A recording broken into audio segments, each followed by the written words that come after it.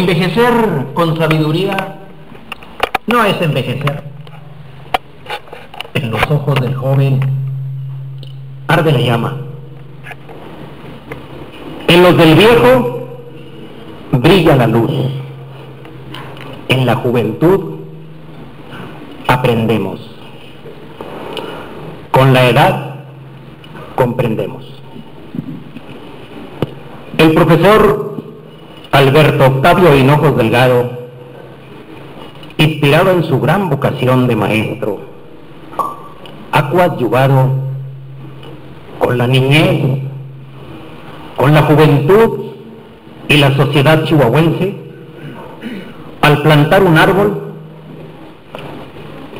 Contribuye al desarrollo de la naturaleza, al entregar a la sociedad hijos íntegros, y ahora escribe su segundo libro, Remembranzas de la Normal de Salaices, que da testimonio de su formación profesional, de su preocupación y ocupación, de lo que fue su esencia al pasar por esta noble institución. En lo personal, me emociona, tengo un sentimiento encontrado, porque creo que aparte del agradecimiento, la deferencia de haberme invitado a ser parte de la presentación de su libro, creo que yo soy una de las personas que tuve la virtud de nacer precisamente a escasos metros de esta institución.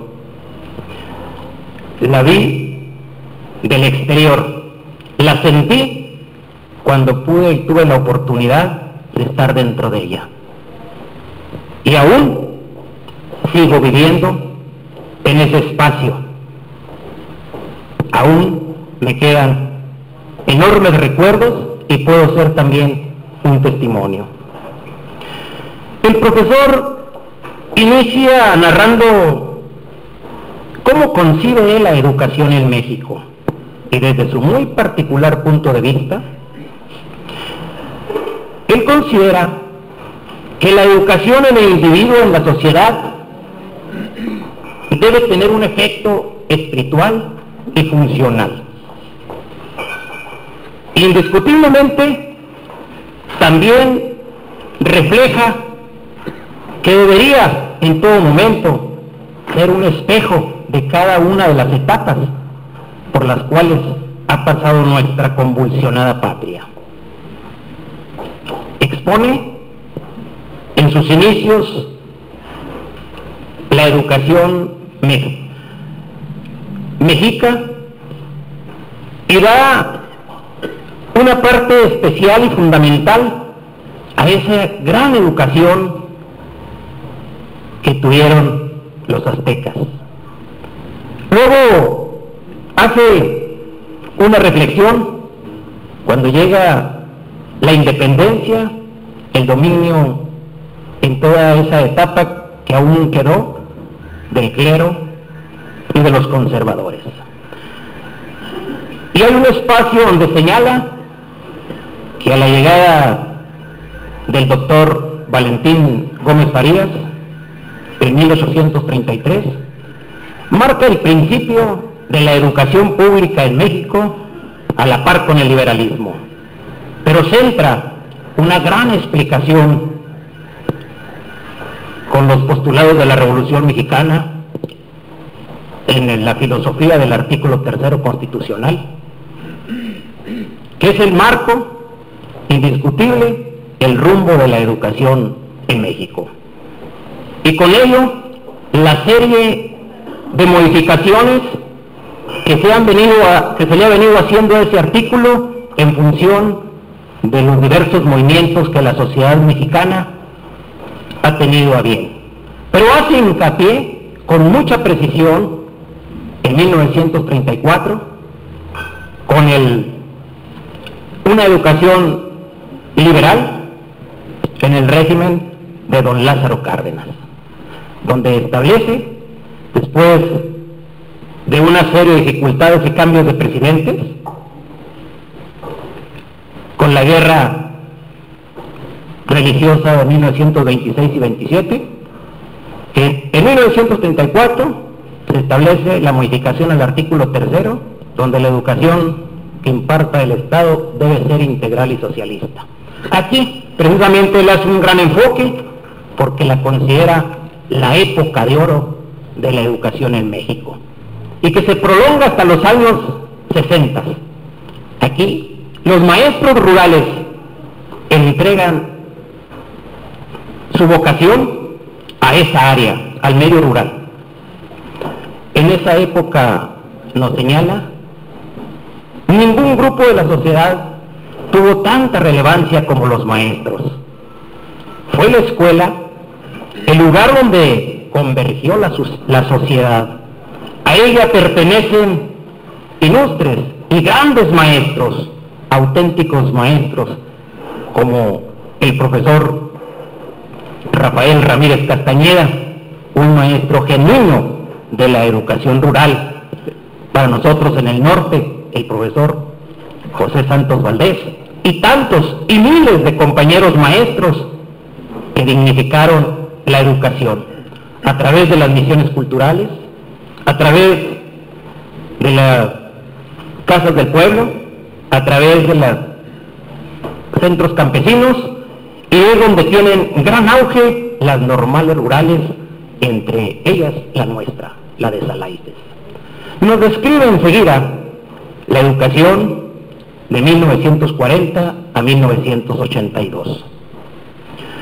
Él la concibe como una etapa en la que la educación estuvo al servicio de la unidad del país.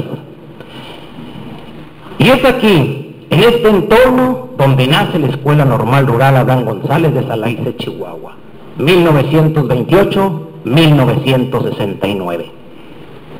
Primero, como central agrícola de Chihuahua, después, como regional campesina, y de 1940 a 1969, como normal rural. Su desaparición no obedeció a razones educativas, no obedeció a circunstancias académicas, sino fueron circunstancias políticas. Simplemente la ideología de los estudiantes era el reverso de la ideología del sistema. Y aquí se entra una parte muy interesante de este libro, la escuela. Una escuela que cobijó en su seno a miles de jóvenes de extracción humilde, de mayor parte de origen campesino, hijos de jornaleros, hijos de campesinos, de mineros, de trabajadores eventuales, de los jóvenes del norte del país. Luego nos narra algo que creo que a todos los que tuvimos esa oportunidad nos hace recordar qué significaba para nosotros, todos esos jóvenes, el examen de admisión. Era un honor, un privilegio. Se tenía asegurado la oportunidad de una carrera profesional, el sustento diario, pero sobre todo, la única oportunidad en la vida de forjar nuestro carácter, nuestra personalidad. Y de hecho, desde el ingreso a esta institución, maestros, alumnos, trabajadores administrativos, al servicio, manuales, formábamos una sólida familia, éramos una aldea, y hasta la fecha se conservan por lazos indisolubles de amistad, de respeto y de nostalgia.